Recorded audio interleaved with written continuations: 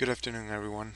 I'm going to do a quick update on the S&P 500 and the markets, and I'm going to use the S&P 500 futures to do this. And here we go. Uh, we're looking at the 30-minute chart, so every candle is going to be a 30-minute chart, a 30-minute candle, um, meaning it gets created every 30 minutes. Okay, so what are we looking at here? We're looking at the past few days since somewhat since last week. So we're looking kind of like a week and a half chart right now, and we're creating this. It's called a broadening top or a reverse symmetrical triangle pattern. Okay. Um, the problem with this pattern is that it's very tricky.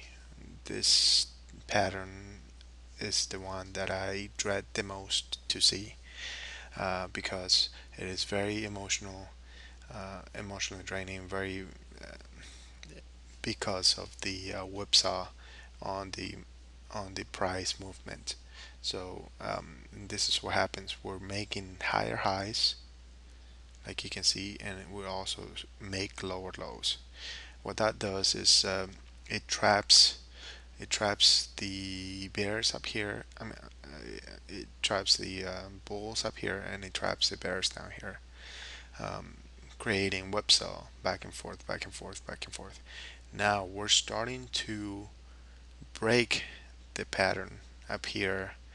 Um, if you can see this line right there is the. Let me actually remove that.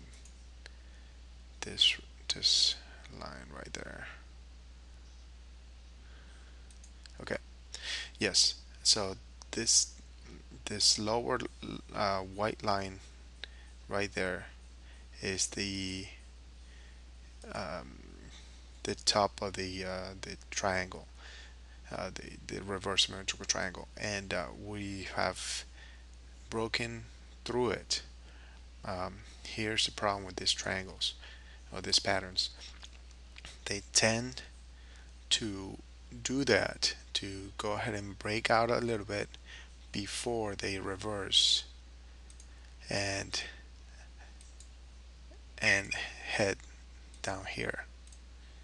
Okay. Um, we won't know until we do get a reversal or we do get a back test and we continue our way up or we waterfall. Now we're getting some volume today from all the reporting that is going on, but on the breakout we're seeing less. We're we're seeing contracting volume. Um, uh, we're still seeing the divergence, the negative divergence on the MACD and the histogram of the on the MACD, which makes me a little nervous as far as what this breakout is or what this means on this breakout. Now, if we're looking, let's go ahead and zoom out and see a 4-hour chart. We're looking at this bear um, pattern that I followed before, that I showed you before, um, that we were completing a pattern. It's called what's called the zigzag pattern that I had called it, and this is this is also why I don't think that this pattern is a continuation to the upside. I think it's going to reverse, meaning that this is topping pattern and is going to waterfall. But we have to see, we have to wait um, a little bit of time to see what really happens. So let's I guess wait and see. Thank you for listening. This is directionalanalysis.com.